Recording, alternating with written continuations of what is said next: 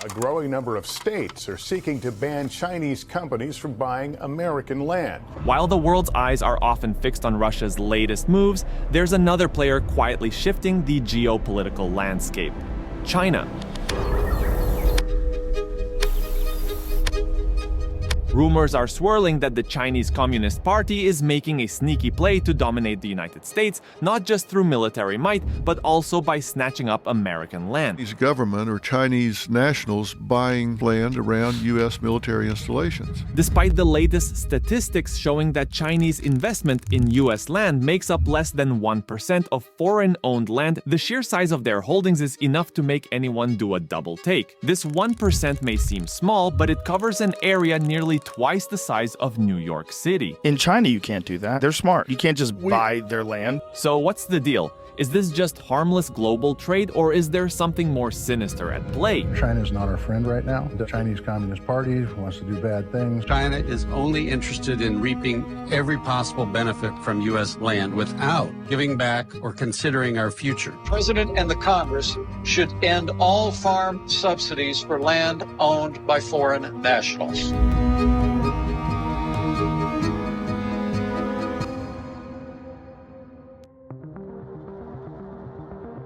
Let's take a closer look at the numbers. China currently owns approximately 384,000 acres of U.S. agricultural land with a hefty price tag of nearly $2 billion. And most of these lands are used for growing crops and raising animals. We have two things that China doesn't: energy security and food security. We're talking about prime agricultural real estate falling into the hands of Chinese investors. With China steadily buying up companies like Smithfield Foods, it's no wonder that alarm bells are ringing in the government's ears. America cannot allow China to control our food supply. After all, what if China's land grab leads to a potential food security crisis in the future? But it's not just agricultural land. They're also eyeing U.S. real estate. In fact, things got so heated that Texas took matters into its own hands and passed a law banning Chinese companies from buying land in the state, including foreign-held agricultural land. Senate Bill 147 aims to prevent citizens of countries with hostile stances towards the U.S. government from buying certain types of land in the state of Texas. This bold move was a direct response to one Chinese billionaire's ambitious plans to build a wind farm in southwest Texas. But what's driving China's sudden interest in American land? Is there a master plan at play here, or are we just being paranoid? These are the burning questions everyone, including American policymakers, are trying to unravel. After all, knowing your opponent's strategy is the first step to countering it. Some say it's all part of a grand plan to secure resources and establish dominance on the world stage. Others believe it's simply a strategic move to diversify their investments and gain a foothold in the lucrative US market. But despite all the digging and speculation, no one has been able to unearth any solid evidence. But maybe if we look at it from another angle, we might get clarity. Let's look at what led China to set its sights on US lands.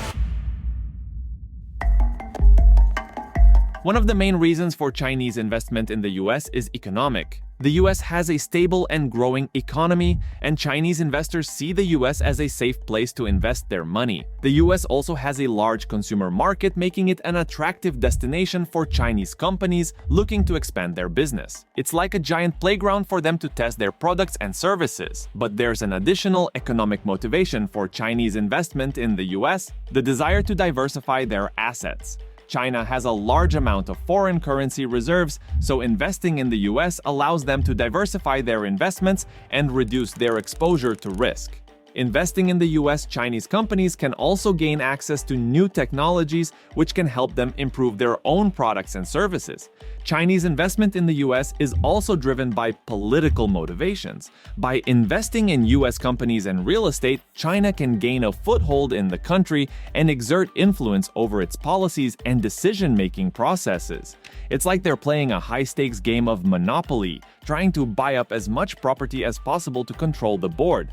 This has raised concerns among US policymakers who worry about the potential national security implications of Chinese investment in the country. They are waging an economic war on the United States. There are fears that China's acquisition of US companies and land could give them access to sensitive information and technology.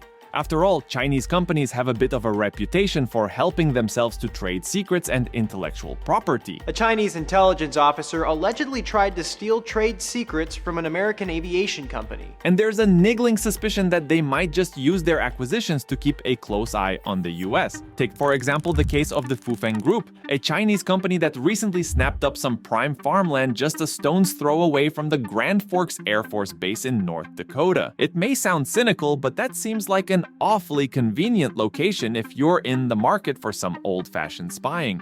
People who aren't shy about labeling China as the top adversary of the US have expressed concern over this purchase, as well as about the Chinese government's involvement in financial institutions and manufacturing. We reported in July that Senators Marco Rubio, Kevin Cramer, and John Hoeven called on the Committee on Foreign Investments in the United States, or CFIUS, to review Chinese company Fufeng Group's purchase of 370 acres of farmland. It's no secret that China has a knack for snatching up as much intellectual property as they can get their hands on. Another example is the Chinese billionaire 130,000 acres of Texan cotton farms conveniently close to the Laughlin Air Force Base. Also, China's largest pork producer owns swaths of land in North Carolina, right next door to some major Marine Corps facilities. It's enough to make you wonder whether they're just really keen on agriculture or if there might be something more sinister afoot.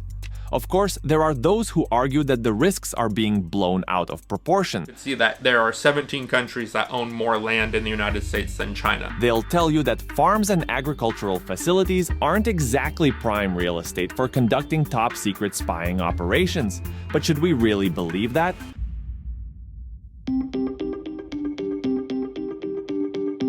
Another reason China invests in the US can be social and cultural advantages. Many Chinese investors view the US as an attractive place to live and work, so it's natural for them to want to invest in the country to gain access to its culture and lifestyle. But is that all there is to it? On the flip side, there's also the suspicion that Chinese investment in the US is a strategic move to improve China's image on the global stage. By pouring money into the US economy, China can flex its muscles and show the world that it's a major player in the global economy, aiming to build strong ties with other countries. And then there's the elephant in the room: agriculture. China is facing a serious food and farm crisis. With over 1.3 billion mouths to feed and only 11% of Chinese land suitable for farming, it's no wonder they're looking elsewhere for solutions. The country is in desperate need of both food and farms, and the US, with its abundance of arable land, seems like the perfect solution. So it turns out that China is in dire need of modernizing its agriculture industry. The current state of Chinese agriculture is described as a cottage industry, unorganized, subscale farms with no scientific management.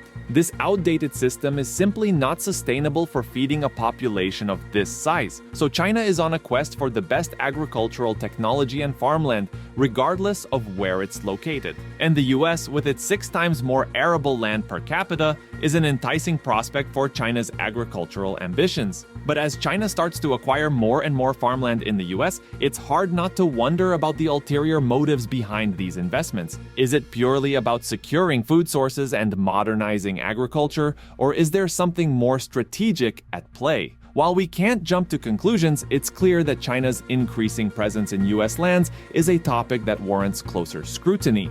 It may be driven by a mix of social, cultural, and agricultural motivations, but there could also be geopolitical implications at play.